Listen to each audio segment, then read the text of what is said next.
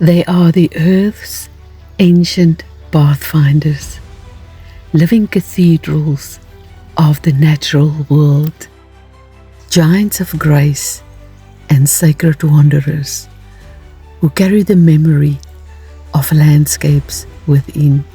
These are the African elephants.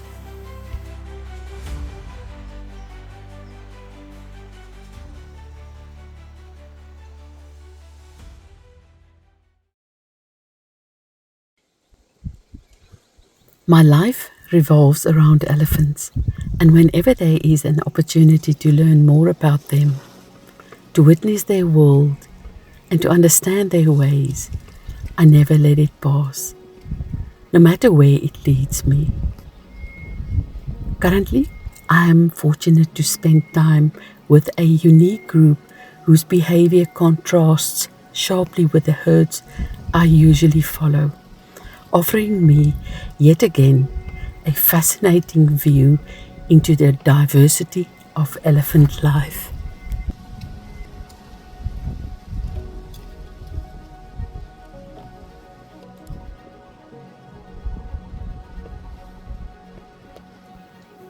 Nico Tinbergen, one of the founders of modern ethology, defined it as follows.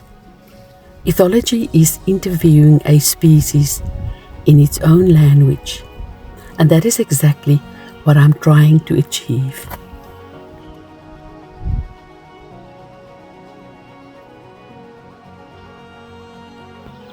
Getting into the heart and mind of these giants of grace. If you stay with me, I will give you a glimpse into my experiences interviewing the silent giants of the night.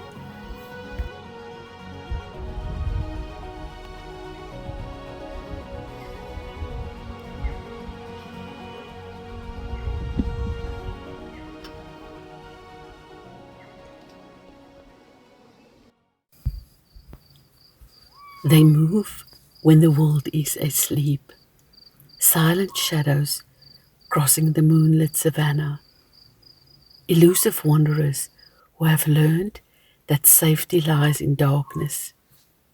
Here where they roam, protection is not promised. It must be learned night after night. These giants remember. Generations of fear have taught them to avoid humans, even those who mean no harm. To find them and learn their language, I must walk their paths, not to chase, but to understand. Slowly they will learn my scent, to recognize that I am not a threat.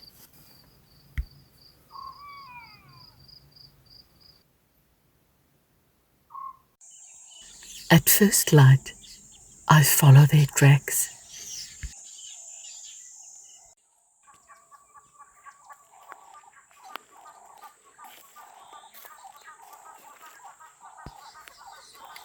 Broken branches, dung piles, and prints in the sand, where silent giants passed only hours before.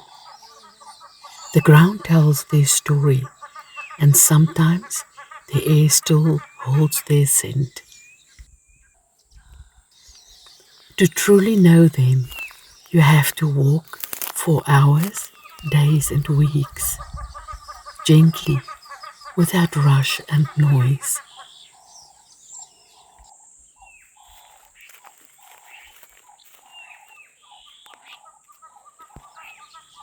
Trust cannot be demanded.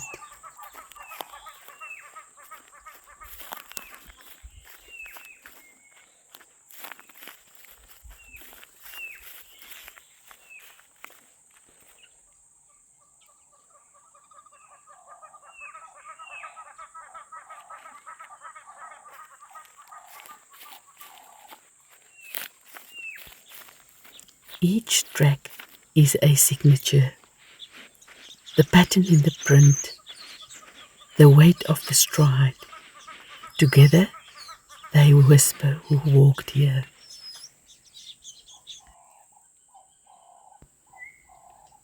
By the circumference of the footprint, I can estimate the individual's shoulder height.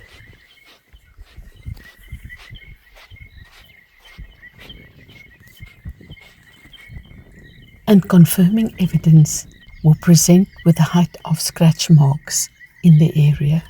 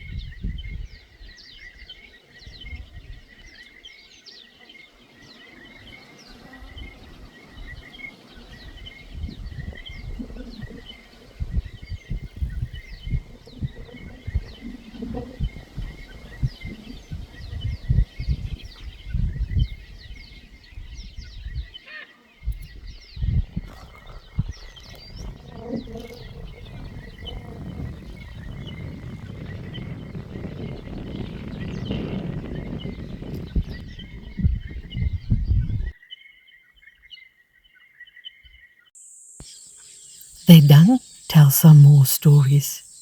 From the size of each bolus, I can estimate the age of the individual.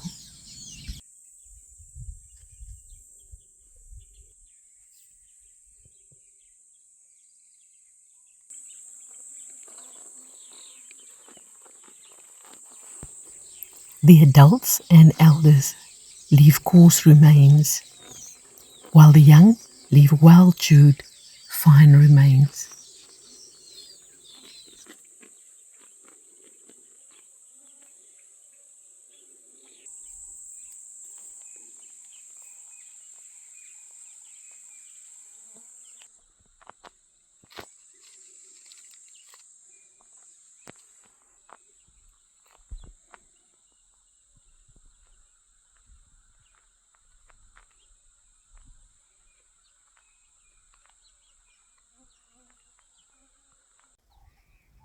Even what they eat tells me about their journeys and where they have been, whether they foraged in Mopani field, chewed on pods of camel thorn, or snacked on their favorite anna trees.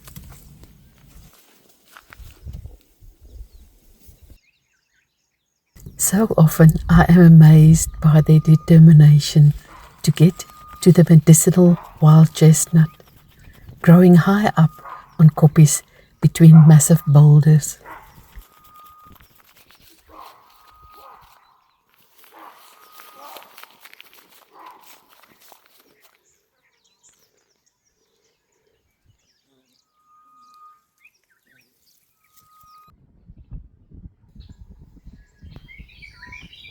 Following in the tracks of the silent giants each day has become more than just a search for elephants.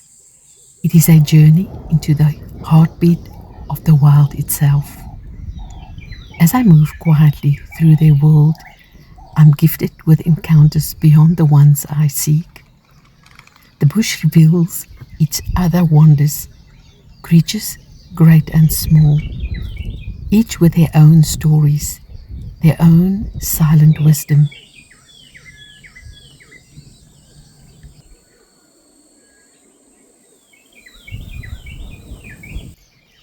These unexpected meetings remind me that while the elephants guide my path, the whole web of life walks beside me, and every moment in their presence is an added blessing of this work.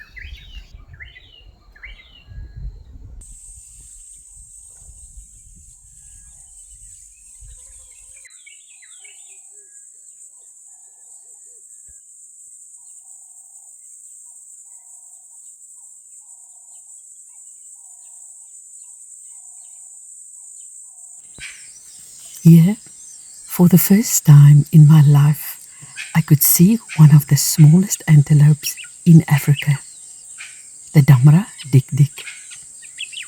Like elephants, the dik-dik adapted to the harsh conditions out here. Its little trunk is one of the most remarkable features. It is not just cute, it is an adaptation for survival. Their mobile elongated nose helps them to regulate body temperature by cooling the blood before it reaches the brain.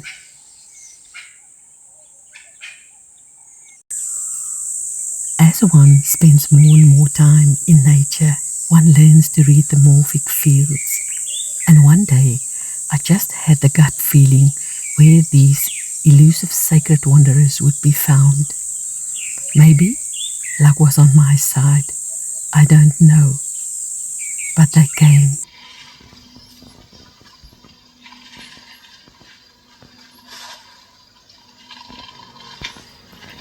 A herd of 17 members, moving like ghosts through the darkness, close enough to feel their presence, close enough to smell. I heard the first branch break near my vehicle with a rooftop tent. Soundless footsteps, low rumbles. I did not move. Hardly did I take a breath, and they did not fear. One adult female came to introduce herself, her trunk close to my face. It was a moment of quiet acceptance, a step towards trust. Trust takes time. Perhaps one day they will allow me to see them in broad daylight. These ancient pathfinders live between fear and freedom. My task is not only to study them, but to listen, to understand, to their silence, their fear, and their will for survival. Each track I follow is a step towards understanding and a hope that one day they can walk in peace again. Every day here brings me closer to that fragile bond of trust, and when I have earned the honor to walk close to them, even in daylight, it will not be a discovery. It will be a meeting between old souls who finally remember each other. When dawn returned, their tracks led away again, back to their daylight hiding places between commercial farms, granite koppies, Mupani field, and riverine bush. Until next time, may the wild always find a way to surprise you.